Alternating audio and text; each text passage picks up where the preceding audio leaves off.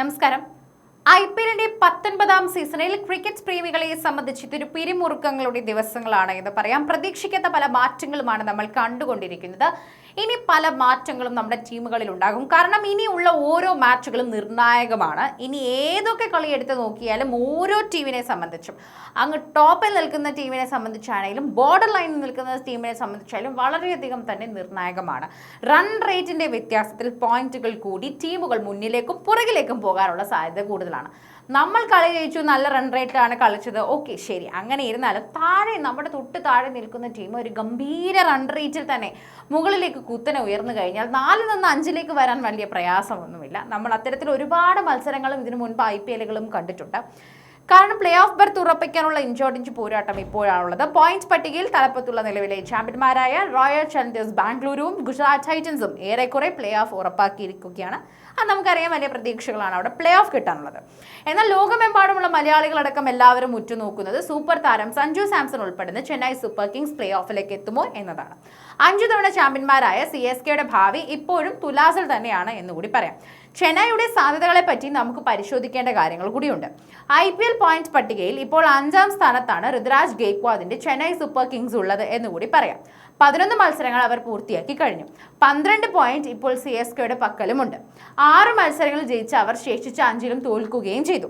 ടൂർണമെന്റിൽ 10 ടീമുകൾ മാറ്റുരയ്ക്കാൻ തുടങ്ങിയത് മുതലുള്ള കണക്കെടുത്ത് നോക്കിയാൽ 16 പോയിന്റ് എന്നത് പ്ലേ ഓഫിലേക്ക് മിനിമം ഗ്യാരണ്ടിയാണെന്നും കാണേണ്ടതായി വരും. കാരണം ഈ ഒരു നമ്പറിലേക്ക് എത്താൻ ഒരു ടീമിനും നേരത്തെ പ്ലേ ഓഫ് ടിക്കറ്റ് ലഭിക്കാതെ പോയിട്ടില്ല എന്നതും സത്യമാണ്. ഇതിന്റെ അടിസ്ഥാനത്തിൽ നോക്കിയാൽ 16 പോയിന്റ് വീതമുള്ള റോയൽ ചലഞ്ചേഴ്സ് ബാംഗ്ലൂരും ഗുജറാത്ത് ടൈറ്റൻസും പ്ലേ ഓഫ് ടിക്കറ്റ് എടുത്ത് കഴിഞ്ഞു എന്ന് പറയാം. അപ്പോൾ ഇനി 2 ടീമുകൾക്ക് കൂടി മാത്രമേ ടിക്കറ്റ് ബാക്കിയുള്ളൂ. ഇതിനായി CSKയെ കൂടാതെ സൺറൈസേഴ്സ് ഹൈദരാബാദ് 14 പോയിന്റും പഞ്ചാബ് കിങ്സ് 13 പോയിന്റും രാജസ്ഥാൻ റോയൽസ് 12 പോയിന്റും എന്നിവരെല്ലാവരും തന്നെ മത്സരരംഗത്തുണ്ട്. ഇതിൽ SRHന് പ്ലേ ഓഫ് ഏറെക്കുറെ ഉറപ്പാണ്. അടുത്ത 2 മാച്ചുകളിൽ ഒന്നിൽ ജയിച്ചാൽ അവർ മുന്നേറും. CSKയുടെ കാര്യത്തിലേക്കും വരാം. അവർക്ക് ഇനി ശേഷിച്ചത് 3 മാച്ചുകളാണ്. ഇതിൽ ഒന്ന് എളുപ്പമാണെങ്കിൽ ബാക്കിയുള്ള 2 ഏറെ കടുപ്പമായിരിക്കും. നാളെ വെള്ളിയാഴ്ച ലക്നൗ സൂപ്പർ ജയൻസുമായി മത്സരത്തിൽ കൂട്ടത്തിൽ എളുപ്പമെന്ന് പറയാൻ പറ്റും. അതിനുശേഷം മെയ് 18-ന് SRHും 21-ന് GT എന്നിവർക്കെതിരെയുള്ള കളികൾ ശരിക്കും ദുഷ്കരമായിരിക്കും ചെന്നൈയെ സംബന്ധിച്ചുള്ളത്. പ്ലേ ഓഫിലേക്ക് CSK മുന്നിലുള്ള ഏറ്റവും സിമ്പിൾ വഴിയുന്നത് അടുത്ത 3 മാച്ചും എങ്ങനെയെങ്കിലും ജയിക്കുക എന്ന് തന്നെയാണ്. അത് സാധിച്ചാൽ മറ്റ് മത്സര ഫലങ്ങളോ നെറ്റ് റൺ റേറ്റോ ഒന്നും ആശ്രയിക്കാതെ 18 പോയിന്റുമായി ചെന്നൈക്ക് പ്ലേ ഓഫിൽ കളിക്കാൻ സാധിക്കും. പക്ഷേ ഈ വഴി ഏറെ കഠിനമായതിനാൽ തന്നെ അതിന് സാധിക്കുമോ എന്നത് സംശയമാണ്.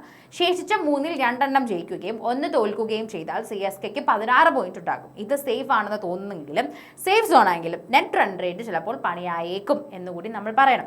നിലവിൽ +0.185 ആണ് നെറ്റ് റൺ റേറ്റ് എന്ന് പറയുന്നത്. നെറ്റ് റേറ്റ് ഇനിയുള്ള മത്സരങ്ങളിൽ കുറെ കൂടി മെച്ചപ്പെടുത്തിയാൽ 16 പോയിന്റിനുള്ളിൽ തന്നെ CSKയ്ക്ക് പ്ലേ ഓഫിൽ കാണാനും സാധിക്കും.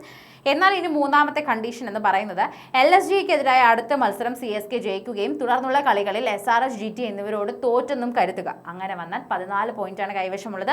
ഇത് സംഭവിച്ചാൽ പഞ്ചാബ്, രാജസ്ഥാൻ എന്നിവർ പരമാവധി പോയിന്റ് നഷ്ടപ്പെടുത്തണമെന്ന് CSK പ്രാർത്ഥിക്കണം. അത് മാത്രമേ ഇനി അവരുടെ മുന്നിലുള്ളൂ. പഞ്ചാബ് ഇനിയുള്ള 3 മാച്ചുകളിലും തോറ്റാൽ മാത്രമായിരിക്കും ചെന്നൈക്ക് അത് മുന്നോട്ട് കൊണ്ടുപോകാനാവുക.